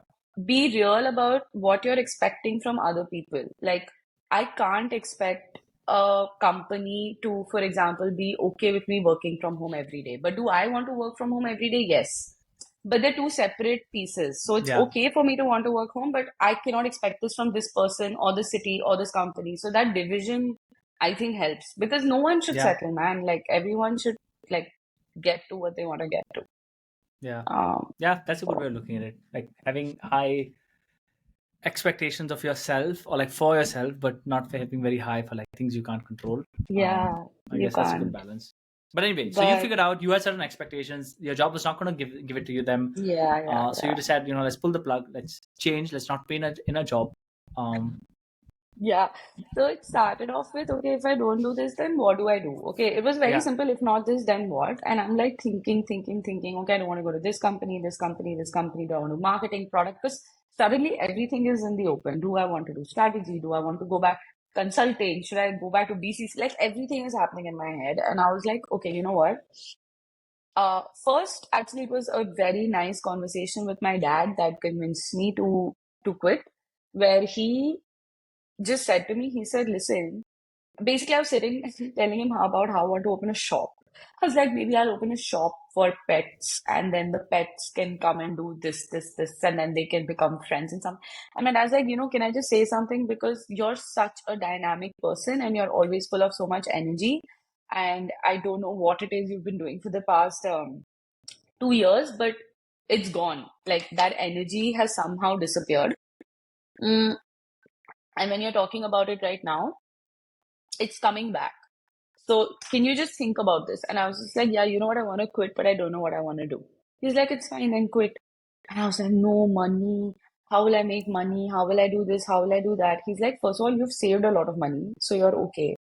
And it's not like it was so funny because when I talk to people about quitting my job and how I'm like freelancing or consulting now, apart from there are 3 to 4 very commonly asked questions, one of which is, how did you convince your parents? And I'm like, my parents convinced me that I should quit. So, but yeah, it was that. And then I did this very fun thing because I make a list of everything. I made an Excel sheet on which I said, okay, what can I do? Anything. And it was a combination of things that I know I'm good at. For example, choreography. Can I do Sangeet choreography? It was things that I want to do, but like I don't know if I'll be able to do it. Like become a therapist, become a bartender, start a podcast. It's all there. And then there were a bunch of other things which are like really proper startup ideas. A startup which does this. So it's this really nice long list of like 60, 70 things. And then I bucketed them into like, this will make money. This is fun, but it won't make money. This is going to require a lot of hard work. I just started like playing around with it. And then when I looked at that list, I was like, yo, dude, I'll do something. Matlab, hardly will I do nothing. It's fine. Something will happen from this. So basis that, I decided to like quit. I was just like, I'm not being utilized to the best of my abilities. I'm not a five. I need to be a five. So can I go be a five somewhere else? And there are stressors around it, right? Like money and things. Yeah. So I had my way of dealing with it, which is I came up with like a base amount that I need every month. I just bought a car. So suddenly I have an EMI that I'm paying, and things like that. So I was just like, okay, I need this much money per month.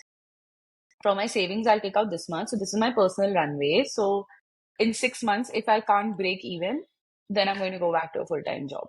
I Yeah. am fully broke even in 2 months. So I was like, okay, life is awesome. We should continue.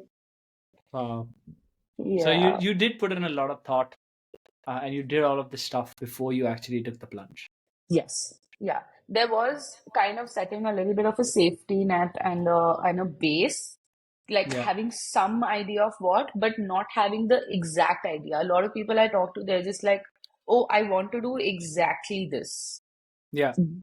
which is fine if you have that much clarity. But if you don't and you're still questioning it, it's okay to have like 10 options and figure out along the way, I think. Got it. Yeah. Interesting. We come to a bit in like the stuff you're doing, but I wanted to take a bit of a Yeah. sidetrack. What have you Yeah. learned about money? I think through Ooh, a lot of us through our 20s, um, yeah, I think I have an interesting evolution of our relationship with money. I'm curious to a know, 1000%. what have you learned about Yeah. money over the last five Okay. to 7 years? I think, see, at Bain, we were probably for our age group, one of the higher paid set of people, right? Yeah. So at that, like I still remember the day my account crossed a lakh. I was so excited. I was like, wow, a lakh in my account. Oh my God, so cool. So, that joining bonus or something had come, and I was like, oh my God, I have a lakh. Correct. Um, in the last 5 to 6 years, I feel like I realized that there is a base lifestyle that I want for myself, which is a nice house. I now have a car. I want to go out if I want to go out, like, on a weekend. and spend 5,000 rupees on a dinner, if I want to travel to a different country, blah, blah, blah. There are certain um, things which I've kind of outlined. So as long as those things are happening, I'm good. So what I'm trying to get at is, for me, I realized there's a baseline amount of money that I want. Anything over and above that is like a good to have, and I'm very like, okay, great, that's a bonus. Now, that's a very idealistic and happy approach. Here's the sad part about what I feel about money. Every time I hear about how much my friend or someone as old as me is making, and if it's more than me, I feel like shit. Like, no matter how much I try to rationalize it to myself about, oh, it's because of this, this, this, but I do feel like shit. And then I figure that, hey, like that girl is feeling bad that she's not earning 15 lakhs more, and that the person who is earning 15 lakhs wants more, more and more. So it's infinite growth that way. But basically, what I'm trying to get at, it's like it's this really weird space of it doesn't matter to me because from a use case perspective, it matters to me from like a status or how I perceive myself or success perspective. I'm not actually going to use 5 crores a month or a year, but that's kind of where I'm at. Interesting. Yeah, I would plus one to that. Yeah, I mean, for me, it's like you you also realize that like money is like one axis, and then you think you have time and you have health and you have flexibility of time, um, yeah, which is very hard to measure. I think money is the easiest way to measure, and um, yeah, I sometimes find myself rationalizing, and I rationalize myself pretty well that, oh yeah, my yeah, job doesn't pay me the most, but it is flexible. Tomorrow, if I got to take off, I could take off, right? And I wouldn't be like stressed about it. Very hard to quantify, but yeah, yeah, I will not disagree to the fact that I'm like, what the fuck? Like people my age who started off at the same place earn 3 times as me. Like, what the fuck am I doing? Like, exactly, where did I go wrong, exactly, right? exactly. um, Always, yeah, always. interesting. Have you thought about like a number for yourself, like your I destination feel, number? yeah, yeah, yeah. At least for, like, I feel like for me, it's a easy number. Because it's the next round figure, right? There was a point where I was Yeah, like, I want to earn 10 lakhs. Then there was a point where I want to earn 50 lakhs. Now the next round figure is a crore. So I'm like, okay, yeah. at what point am I earning a crore a year? But Hmm. while it's a So for you, number, your number is how much you earn, not how much like you have in the bank or like everything else put together. yeah, it's no, it's, I think that's the Marwadi in me. Like for me, it's like how much am I don't know if it's the Marwadi in me, but whatever. Like it's a how much am I, because I said, right, for me, it's not the use case of the money. Yes. See, and again, I come from a very like investment heavy family. My dad's an investment advisor. All my money has been invested somewhere. So at any given point in time, I have to call him up and say, okay, how much money do I have? What's my net? So when I was making all this decision, I had to be like, can Yeah. you tell me how much money I have? Because I don't know how much I can take out. And it's very like spread out.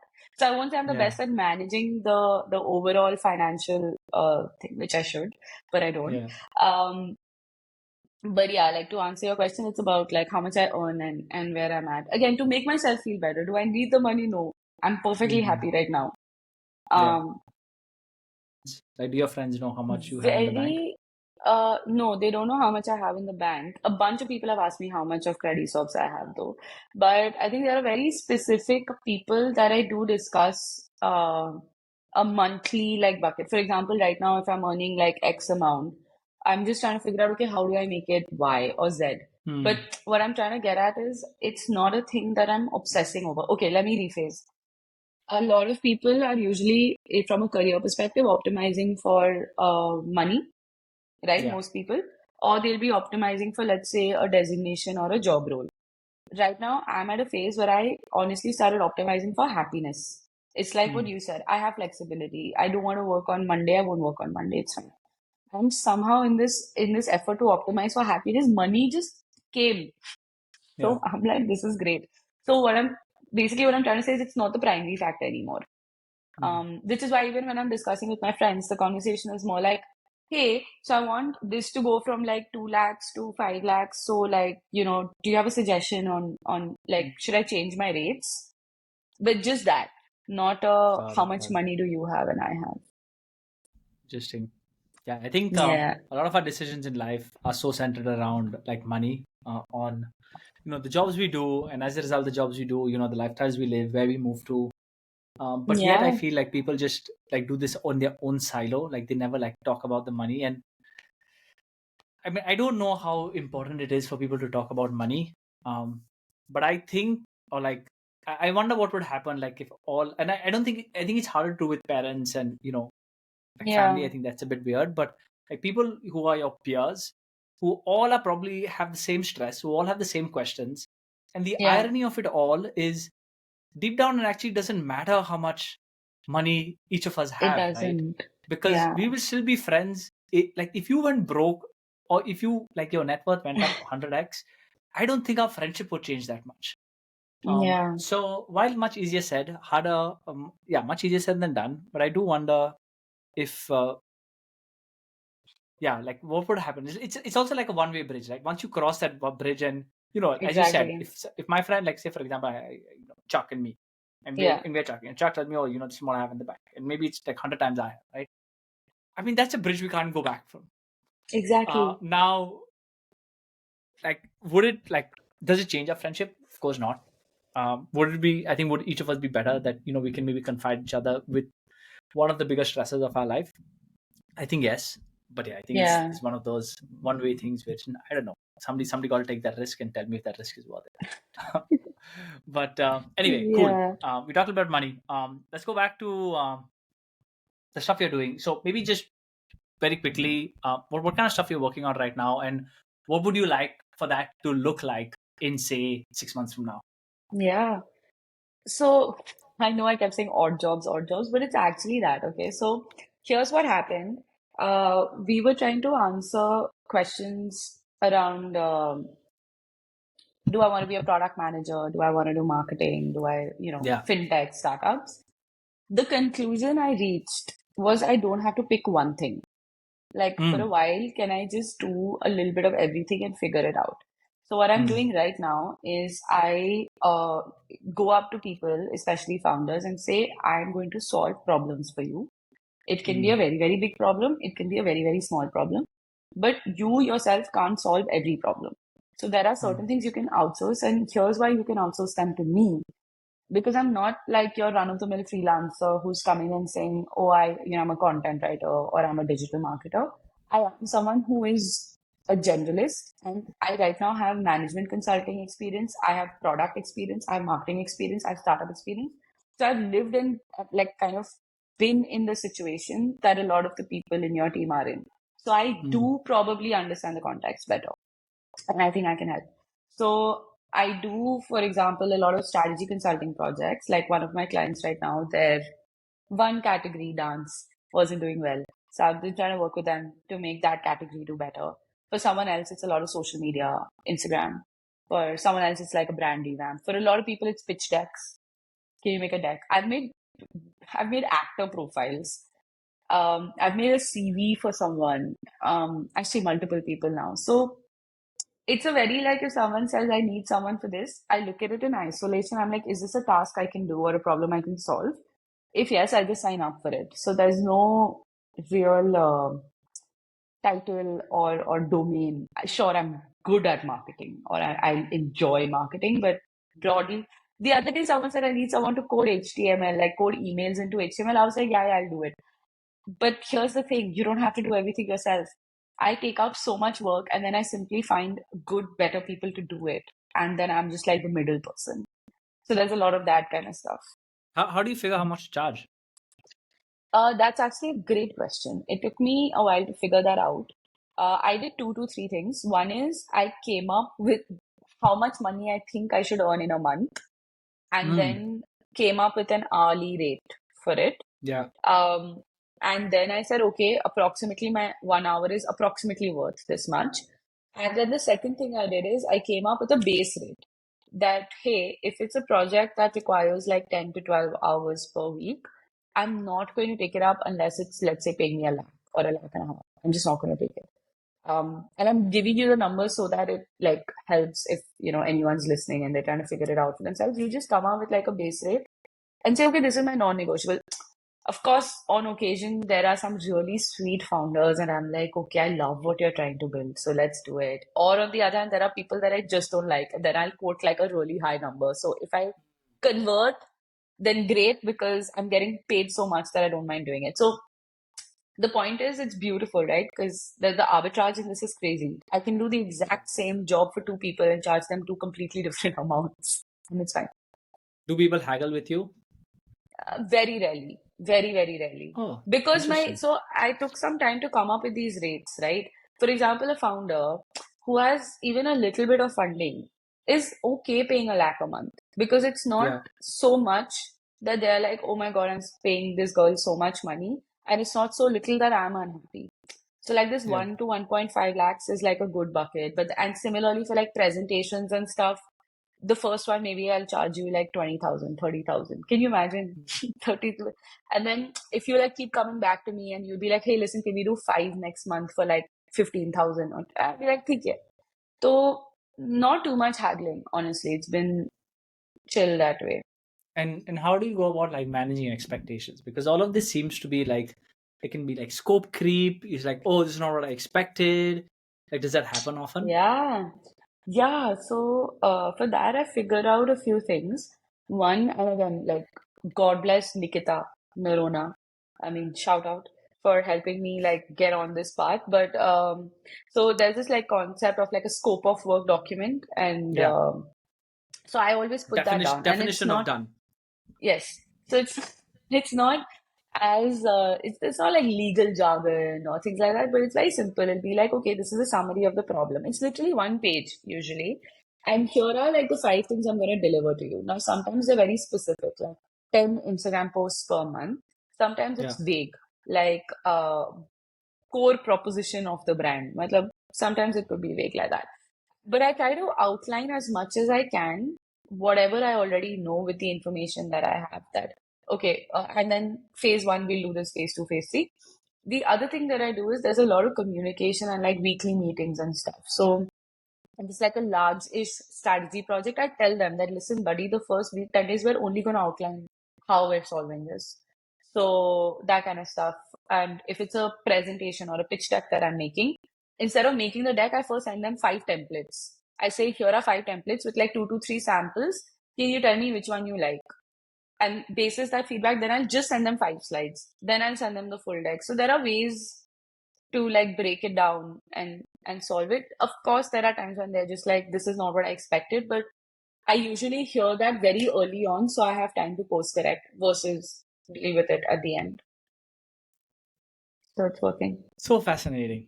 Yeah. What do you envision this looking like in 6 months from now?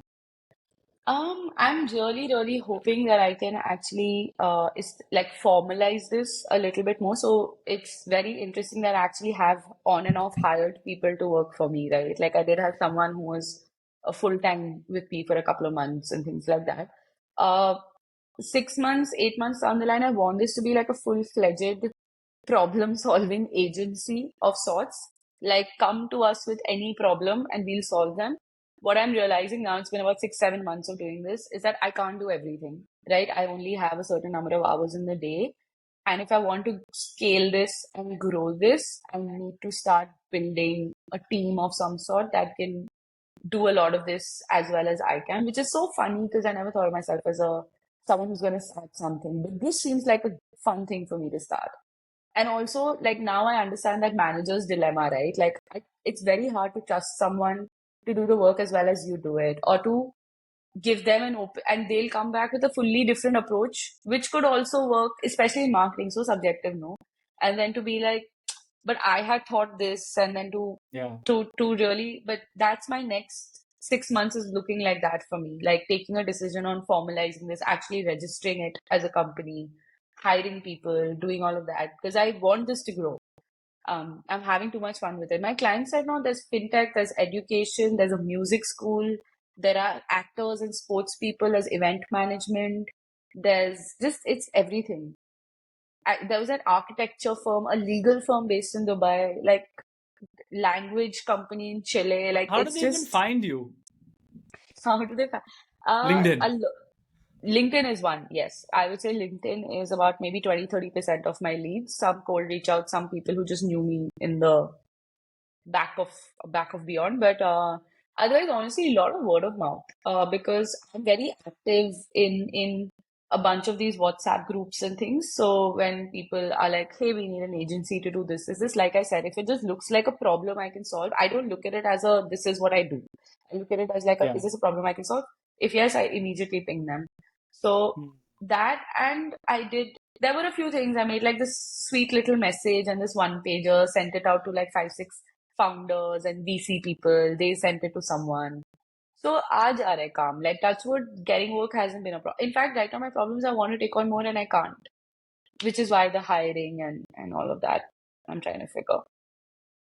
People are listening to So this and they want to help you in some certain way. What do you think people can do to help you get to that end goal? of course, if you've understood what I'm doing, please reach out and give me work. Like that's a very direct way. You But just said you there's more work that you can't take on more work. no, no, yeah, I know. But we'll figure. No, what you could help me with is I have gathered a lot of perspective just talking to people, in different Mm. phases of life, whether it's like so this is my philosophy, and I was telling someone this who was trying to get into freelancing and consulting. I was like, if I had to give you one piece of gyan, no, the gyan is talk to everybody. At any Mm. point, if someone has pinged you saying, "Hey, can we chat?" It could be someone who wants advice. It could be like a very lullu looking company that you don't want to work for.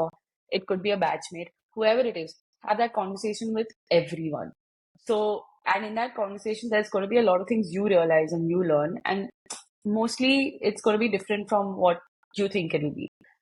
So, if someone wants to help me and make this happen, just reach out and let's talk. Because I want to know what's going on.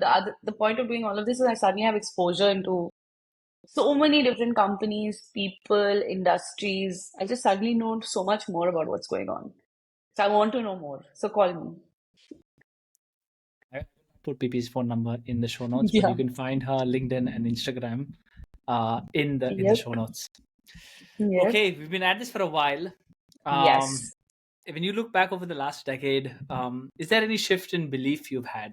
And by that I mean something you believe very strongly, maybe a decade ago, but now you Yeah. see yourself taking like a 180-degree shift in that. Um, I think, okay. Basically, being okay with rejection or failure. Like that's been a really big one because for the longest time it was like okay, if you don't pass in this exam, your life. But forget pass. If you don't get 99% in this exam, your life sucks. If you don't get a 5 at Bain, your life sucks. If you don't get into the B school of your dream, your life sucks. If you launch a product and it doesn't hit the numbers it's supposed to, your life. Like there was a lot of like if something doesn't work out, you've suddenly gone 10 steps back. For me, a really big shift has been like becoming okay with things not working out, being rejected or failing at something because now I've started telling myself that it's a thing about like a fitment. Like A and B were not a match, so it didn't work out, which is why you weren't as good at it. Like me and maybe being a product manager, maybe me and being a consultant was not a match, which is why it wasn't working out. And I don't look at those as failures at all, by the way. But like today, when I give an interview, the first time I got rejected at an interview, I cried for 3 days because I never got rejected. But now, if I pitch to someone and it doesn't work out, they ghost me. Or if someone is not happy with my work, it's fine. It's really not the end of the world. So and I know I spoke a lot about how work is part of my identity, but the point is to reduce that. That's happening a lot more because I don't take these like failures or rejections personally. So that's been a big Interesting. shift. How do you think you would have arrived at all of this if not for therapy? No. No. Maybe half of it. See, a lot of the things that I've mentioned are very crystallized thoughts that are not thoughts that came in therapy. It's not like this rejection point I discussed in therapy, but over time, therapy just made me think more clearly and made me understand why I do what I do, or why I'm thinking, or why I'm feeling what I'm feeling. And it's been a year or 2 years now of like me working towards clarity in a lot of ways, personally, professionally, all of that. So the way I'm being able to articulate a lot of this right now is because I've spent time actually thinking about it. Not in therapy by myself, but the therapy helped me figure it out. Yeah, and I So don't big mean that ups. all of this is like because of therapy, but I just feel, or what I'm trying to say is that I think like therapy is, now of course it's much more commonly talked about. A lot of Yeah, people who listen to this podcast and who've been on it like do not go, and I think it's still at that point wherein there is it's like going to the gym, right? yeah, I think people need to view therapy as going to the gym, and again, it's easy said than done. I do not go to therapy yet, but I do feel that yeah, it does help you on this journey, which of course it will not solve the problems for you. I think it can only be an enabler. But yeah, yeah, it's curious. It's interesting to see people who go to therapy um, have so like just yeah, you're just much more clear. You're much more like centered. And exactly. again, And this it is not to takes say time. this is because of therapy. I think these people do the work, but it's a lot of good forcing function to help you do that work. 1,000%, and it takes time. Like if again, and I can say this very honestly, I've now been going for therapy for almost 7 or 8 years. Very on and off, but in totality, like you started startups before startups were cool. I started therapy before therapy was cool, and I'm really happy I did. I think I would not be the person that I am today. There's a certain amount of calmness or centeredness. Sure, sometimes even I'm a mess, but there's a certain amount of centeredness and just being okay with myself Yeah. that has happened. So I encourage it. To Is it anyone common among who's your listening, friends and in Bangalore for it's people to go to becoming. therapy? With women, yes, men not so much, but I think it's slowly becoming.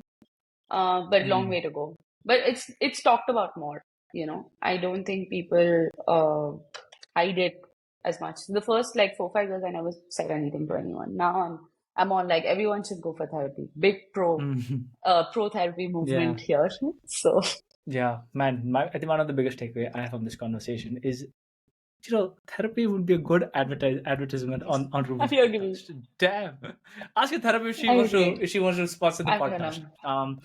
Okay, Yeah. sorry. Two pieces of advice you would have for 19-year-old PP. Oh wow. I would say one, do not take life decisions with which are revolving around getting married. If there are Mm. things you want to do them. Don't wait for like I need a partner and oh, once I get married, then I'll do this. This is why I'm not doing this because I want to get married in the next 2 years. No decisions should be made basis marriage or finding a partner. Um, and I think the second one would be about like just do things you love, like in the sense if you love to dance, keep dancing. And, you know, if you love to read, keep reading because everything else will figure itself out. Like, don't give up on the love, the things that you love for things like job and career and all that. Like, find that balance, become a whole human being, basically, and not a one-dimensional person. Were you So, making decisions around like marriage? yeah, so many. My MBA decision, come on, Reuben. I could have gone to the US also, right? Everybody from Bain goes. I didn't go Yeah. because there was a full conversation around no, if you go when we did the maths at home and they were like, but if you go when you're 26, then you'll come back. Sorry, you'll finish by 28, then you'll work for 2 years. So when will you get married? How can you get married at 30? And now I walk up to them, I'm like, ha, I'm 31 and I'm not married. Joke's on you. So that kind of stuff, or let's say buying my car, right? Or even at home. And if you talk to a lot of, I don't know about boys, but for a lot of the single women who are in this 30 range, there are a lot of things like you don't feel fully settled. Like now I know what you mean by settle down. Get it? My home does not feel like my home. I love it. I'm very happy here, but constantly in my mind, I'm like, this is not it. There's another home Yeah. coming, which is actually going to be my home. Or the car, I wouldn't have bought it right now. I would have done it later. You know, let me get all this sorted, then we'll do all of that. But now I'm like, bro, screw it. You want to buy a car, buy a car. You want to go to Argentina, go to Argentina. You want to quit your job, quit your job. Just do these things. Stop waiting for a partner. Yeah, but I did make a lot of decisions around that. Yeah. Stupid PP. Well, evolving PP. Yeah. Okay, before we wrap up, Man, Mm-hmm. this has been a good start to season 3, I must say. Yeah. What after all the questions I've asked you, you get to ask me one question. What do you have for me? Yes. I want to ask you that for, okay, I'm going to ask you about the podcast, right? So, if you could have like one person that you don't know, and it can be anyone, like a celebrity or some fictional character or whoever, if you could have like one person on the podcast that you get to talk to for like an hour, who will you talk to? And they'll Such be a very hard honest question. with you, by the way. They're going to be like super, like, it'll be like a therapy session for them, get it? So you can find out everything you want to know. Who will you talk to? I feel like I'm interviewing at Cred. I mean, come on, the Like instinctive answer is the honest answer. What's the first name that came to the your Pope. mind? The Yeah, Yeah? yeah. Fun. If he'd be 100% honest, Exactly. yeah, I would say the Pope. Ooh, Um, that'd be a fun one. yeah. Yeah. We'll try to get you the And Pope. I mean, I really don't want. I think, yeah. I mean, so first of all, I think to caveat it that I like talking to like famous people is cool, but I don't think those would be very fun conversations because like they just be like, we have nothing to talk about, right? Or we like they do enough podcasts, whatever. But the Yeah. reason, like, for selfishly, I would like to talk to the Pope is like I don't know if you're religious or not, but I'm like for me, like this whole thing of religion is like I'm going through like ups and downs of it, of like Hmm. realizing it, like it being quite important, then realizing Yeah. it's like a bunch of stories. Then you realize that even though it is stories and even though it might not be factually true, it still plays a very Yeah. very important role. So my hypothesis is that Pope has all of this pretty clear. Like the Pope knows that, I would imagine that he would say that, what, Ruben, all of this is of course not true. Like, can you show me like the numbers? Like, why are there 10 numbers? Like, Yeah. why is there 1, 2, 3, 4, 5, 6, 7, 8, 9? Like, why was there Yeah. nothing beyond 9, right? We just everybody agreed and it works. Yeah. Similarly, like that's what religion is. Okay, so let's not kid ourselves. You don't have to go crazy. Hmm. And then this is the the entire organization, like this entire whatever superstructure we've created, Yep. and we have to keep it running, right? If you don't keep this running, like there'll be anarchy. So that's the conversation I would like to have, and just in my mind to be like, oh, so this is it. um, this is what religion truly is, right? And I think the irony of that conversation is it should not be public, because I think once you look inside the kimono, then it's like, oh shit, like Ooh. so Got that's the it. weird thing about religion. Like once you see the truth, it's very hard for it Go to back. yeah, and for it to actually serve that purpose, right? Like for example, religion, I think, is very valuable. Like you land up in a new city, you can just go to the Yeah. church, you have a community instantaneously, right? Yeah. But if you go to the church and be like, hey, you know what, I'm actually here because I love the community, but you know what, I actually think you guys are stupid. You think you believe that this guy actually like was there? Yeah. I don't believe that. That's not going to work, right? So anyway, that's my slightly long answer Hmm. to the short question of who I would like to Nice. maybe speak to. Nice. I think the Pope's a good one. A lot of people would Yeah. want to talk to the Pope. So nice. Yeah. Like how does he see Christianity or like just any religion be around for the next 100 years? Like what form would Yeah. it be in? What do you see about Christianity for, 6 months from now? It'd be a fun Yeah. question. Yeah. Like where do you think it's going to be? Uh, anyway, okay. So with that, I Awesome. think we will wrap up this episode. Maybe if people want to keep up, best way to get in touch: Instagram, LinkedIn. Yeah. Instagram or LinkedIn, both. I'm pretty active on both. So both you can, it's just my full name. So Priyanshi Poddar Yeah, is fine. you'll find all the notes in the show notes, and she's based in Bangalore. So if you're around, you should hit her up. Yeah, 100%. and that is it. Thanks again for making time to do this. Awesome. Yeah. I had a great time. Thank you